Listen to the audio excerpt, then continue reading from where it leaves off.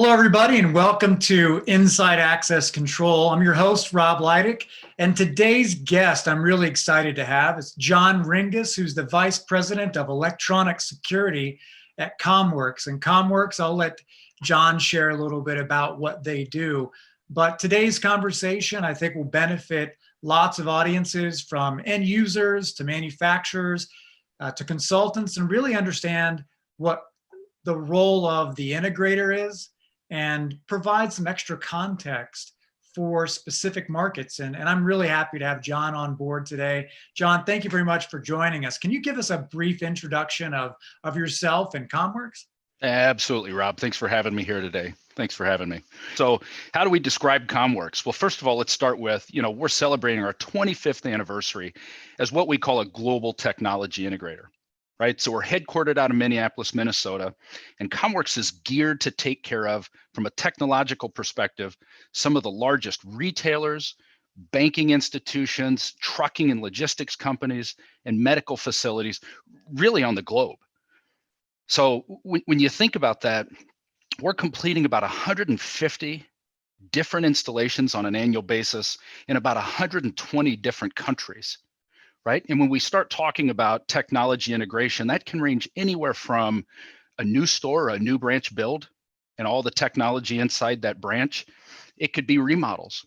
Right. We're seeing a lot of these retail stores and bank branches moving and downsizing and shrinking and moving across the street, so we can help facilitate those remodels. Technology refreshes. Everyone's upgrading technology today, whether it be card access, whether it be IT, whether it be video surveillance. There's a constant push to have the newest and latest, greatest piece of technology. And then ultimately, at the end of the day, we can help these same customers maintain this product by running it through our managed services team, actually monitoring this technology on a real-time basis, troubleshooting it, triaging it, and then rolling one of our trucks if we need to do some post-installation fix. So it's really, the way I like to summarize CommWorks is it's everything low voltage, it's everything technology within the four roles of that customer base that I referenced earlier. Now, how does that impact our call today? How do we segue into that? Well, I'm the practice leader that's responsible for the electronic security division of CommWorks. And that's really a piece, Rob, that makes us unique in this space, in that we service a host of different technologies, whether it's traditional telephony or VoIP. It can be infrastructure and cabling. It could be wireless, or in the case of our conversation today, electronic security. And we have true industry professionals that lead each one of those different divisions, right? And we're designed and responsible to make sure that those divisions are set up to provide these services correctly. So that's staffing the right engineers, pre-sales calls with our salespeople, manufacturer relationships, building out the operations teams, and making sure we got the resources in the field to deliver this, like I said, 150,000 times a year in over 120 different countries. Yeah, that's pretty significant. 150,000, truly a global provider. There's not many of you, honestly. I mean, honestly, in my experience in working with integration, it's really difficult to have integrators, dealers, installers really scale. And typically you find somebody really, really good on a local basis. You might see them, as they continue to have success, be on a regional basis, but it's pretty rare in our industry to see, a privately held company like CommWorks being able to operate not only on a super regional and a national level, but also be able to extend on a global level. So I think from my perspective, I'm really honored to have you as part of today's talk. Thanks, Rob. Glad to be here. Glad to be here. So with that, John, can you give me some perspective? I heard some of the market segments you participate in, from banking to trucking to retail, and it's not segments you necessarily think about in terms of access control, electronic access control. Certainly the video and needing to know what's going on in a banking environment, retail, we all pay attention and look at, those of us in the security industry, we instantly walk into any building on us and go, oh, camera there, camera there, camera there. But then access control, and specifically when I'm thinking retail, I'm thinking, hey, I walk into a strip mall area, I don't see access control in that door. Is it elsewhere? Or if I walk into a mall in that retail environment, they got the gates that pull down or slide to the side, and they're using mechanical keys in those environments. Where would you use access control in those worlds? Oh, absolutely, Rob. Well, it's in more places than you might realize, right? So let's first of all start with those customers we're talking about, right? They all have distribution centers. They all have headquarter facilities. So let's start out there at those edge locations, if we can reverse it and call them that, right? So distribution centers for all of those retailers are loaded with card access, of course, right? The headquarters are loaded up with card access. But now let's bring that into the actual branch. Let's bring that into the store.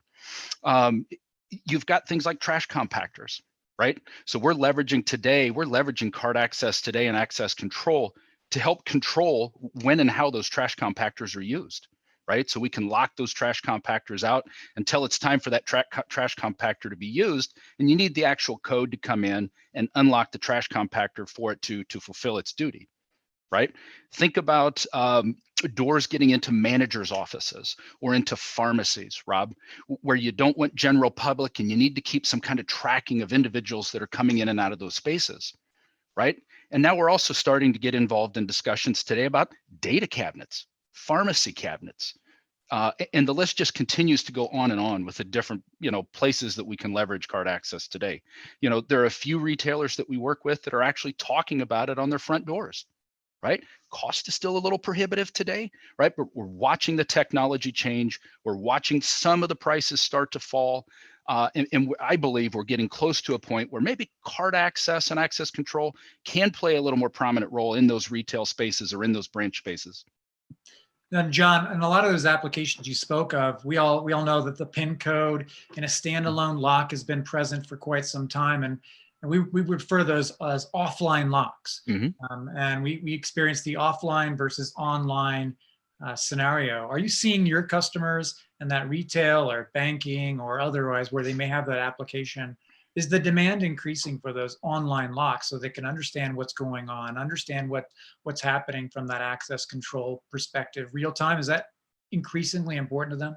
Absolutely, it is. Absolutely, it is. And with you've got some wireless lock manufacturers out there that are creating some great wireless lock sets that are capable of being leveraged at a much lower cost. That are able to replace those manual locks or those push pin key code locks that we're referencing.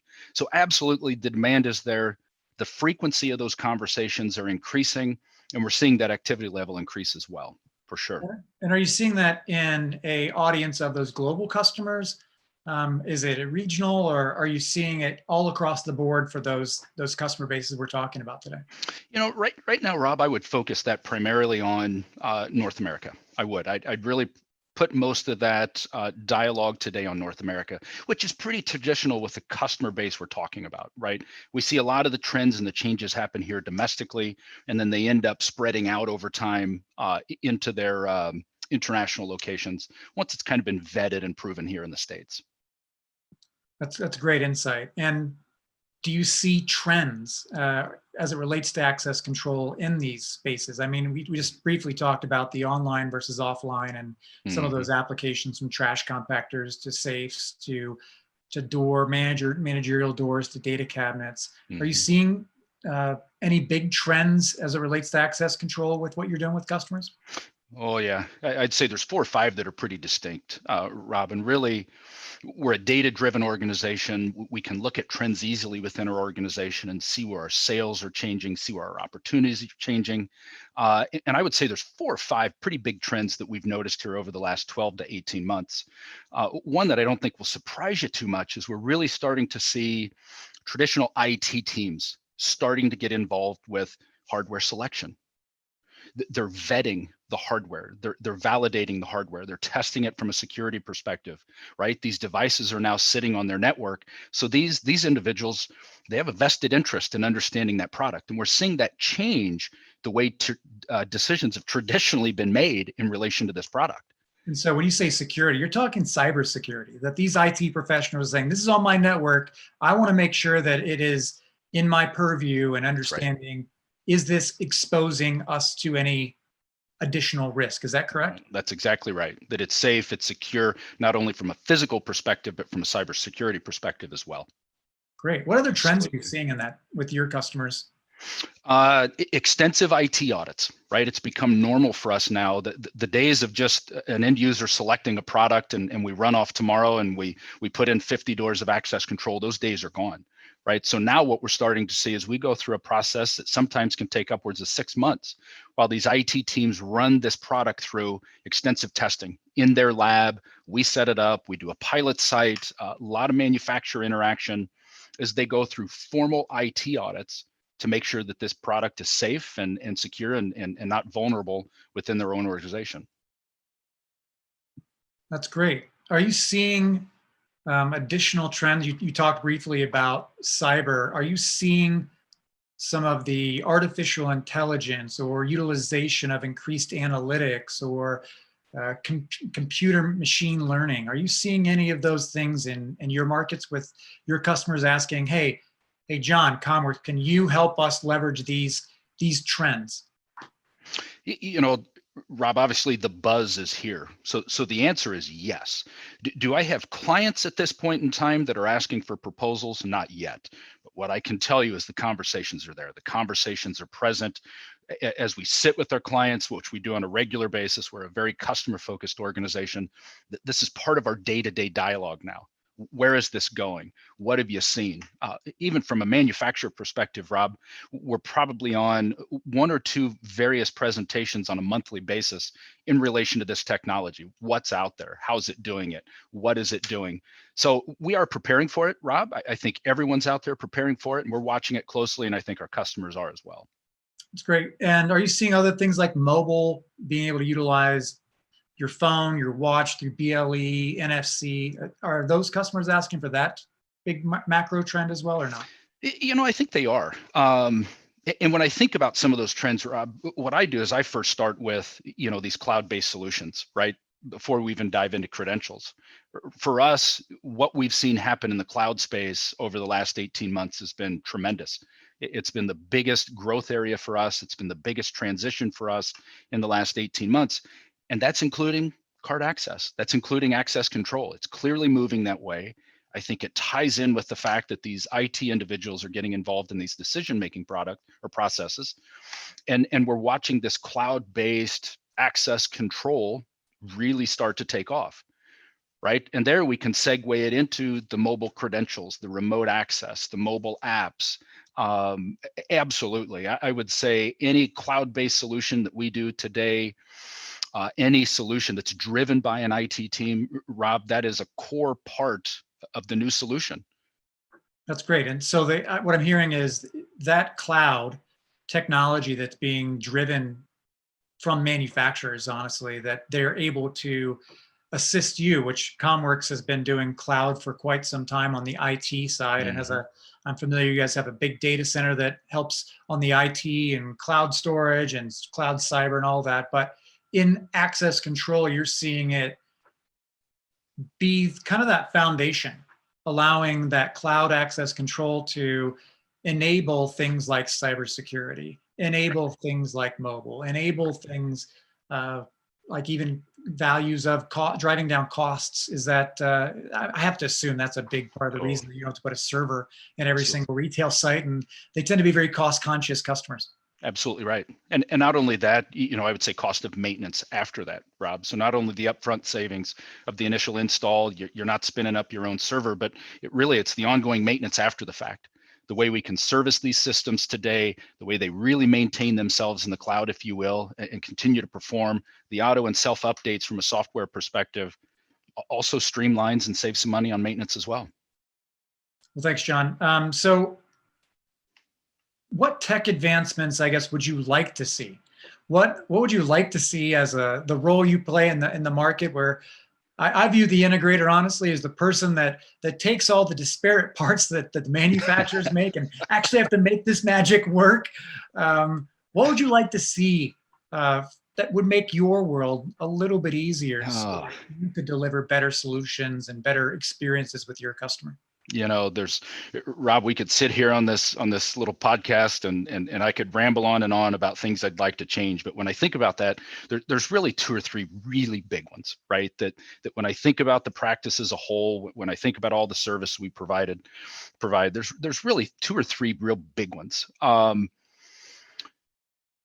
the price point of access control, the space has to continue to develop, right? The price point has to continue to fall. One of the biggest challenges that I see with my current customer base, when you think about, again, the banking, when you think about the trucking and the traditional retail, the cost of access control is still more expensive than traditional keys and cores. And I get the math. We play the math, and over the long haul, it's not. But I think most of these customers look at it in the short term, right? And in the short term, it's easier for them to just stick with traditional keys and cores and to take the risk.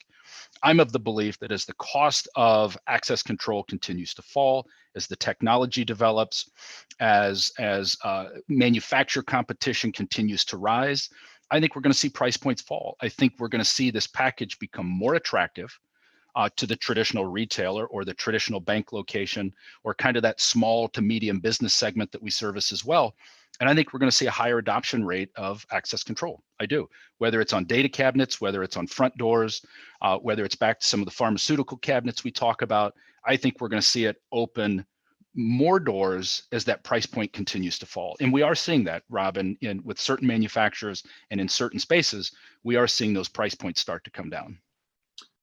Thanks, John. I think that is really important. And I think the advent of wireless locks being actively connected, we're seeing access control manufacturers develop readers that, quite frankly, are connecting directly to the cloud. You're seeing adoption of mobile access. You're seeing a myriad of things come out where our access control industry is becoming more mainstream, and people want easier, less expensive solutions that deliver high values that we haven't been able to deliver in quite some time. So I think that's a really great insight on your behalf. That's correct. So sitting in your space as the integrator, what do you want manufacturers to know? What do you want them to know that they may take for granted or might not understand of what the heck the role of the integrator is? Because they're making all these wonderful products. And full disclosure, I've been in manufacturing for 22 years now, and the manufacturers like to think they know,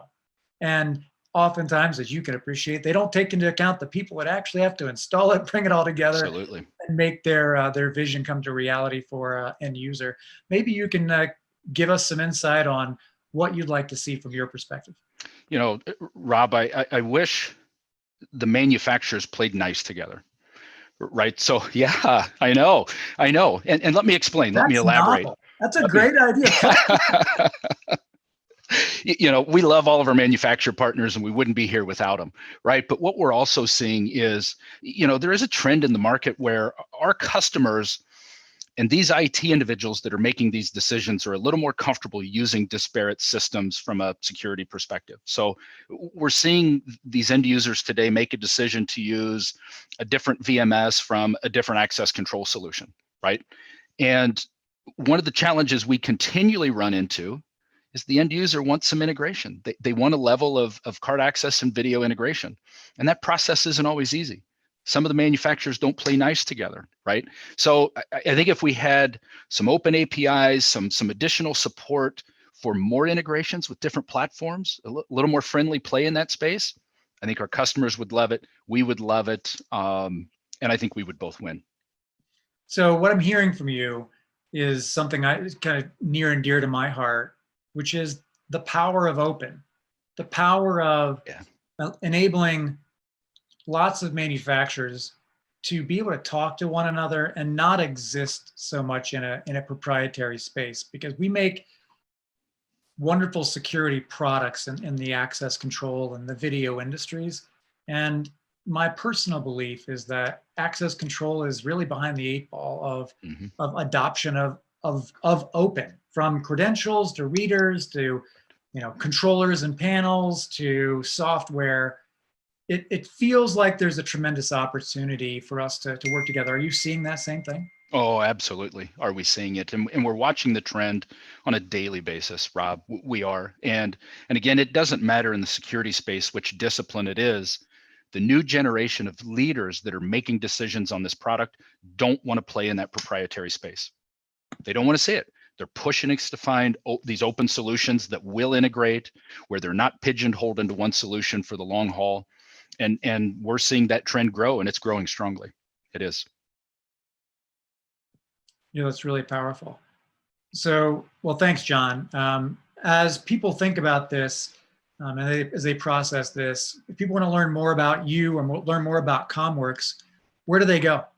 Absolutely. Good question, Rob. Well, they can reach me through our company webpage. So I would direct everyone to www.com-works.com. Great. Well, John, thanks for joining us today. I really appreciate you making the time, giving us the unique perspective of that integrator, giving us the perspective of a very large integrator servicing customers nationally and internationally. Thank you so much for joining us today.